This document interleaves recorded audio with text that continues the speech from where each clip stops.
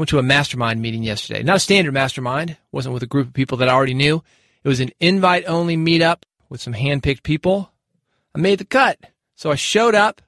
The topic was list building. We broke off into small groups, did more of a typical mastermind in those small groups. Met a lot of great people there. And something that I heard from more than a few of them was that they were worried about saying something bold. I think one of the reasons for that could have been just the age of this thing. A lot of people in their 20s and their 30s. I'm 45 years old, second oldest person there. This was a younger crowd, but still, even if you're in your 40s, in your 50s, in your 60s, 70s, this is something that follows people around. And if you don't start getting used to it now, where you are right now in your life, it is not likely to change. You have to make it change.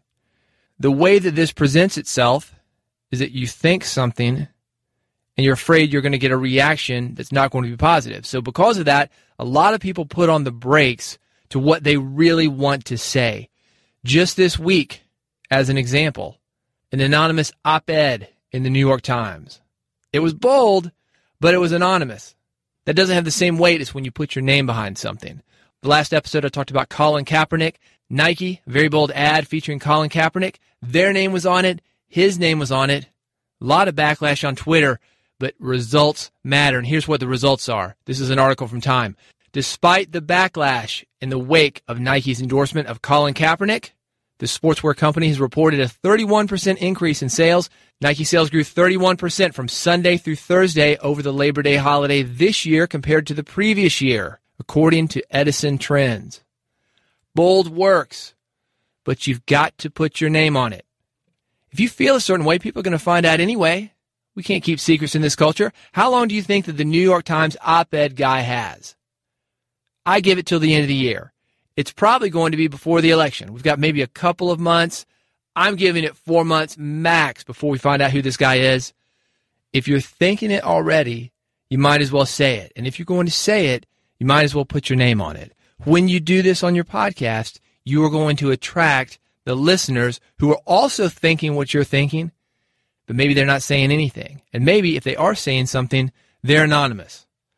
Something related to this subject, a very well-known broadcaster, podcaster, Dave Ramsey. He's a bold guy, talking about faith, family, freedom, whatever Dave Ramsey talks about, debt, the debt snowball. We kind of know how that call is going to go, don't we? If you've heard one Dave Ramsey episode, you've heard them all, but it's that bold persona that he has. Paying down debt, big deal, duh. They teach this stuff in high school.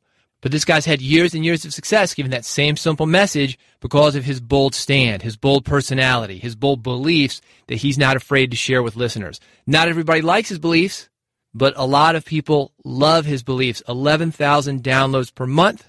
He's one of the top 5 podcasts on Apple of all of last year. And if you're interested in hearing more about how he does that, I'm doing a meetup Wednesday with the Nashville Podcasters, a couple of his producers there. It's a free meetup. If you're interested in attending, reach out to me. You can do that via bigpodcast.com. There's a contact form there. It'll go right to me. Make sure that I get it in time. We've got people coming in from all over to find out how Dave Ramsey does it. How does he have such success?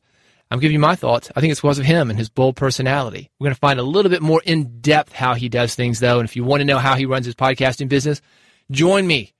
Reach out to me, and I'll get you on the list so you can get involved. Coming up, speaking of bold moves, I've got some bold moves related to how you do podcast interviews. You are going to love this story. If you want to make sure that you don't miss this next couple of episodes, subscribe. BigPodcast.com/subscribe. Thank you for listening to Build a Big Podcast, and I will see you on the next episode.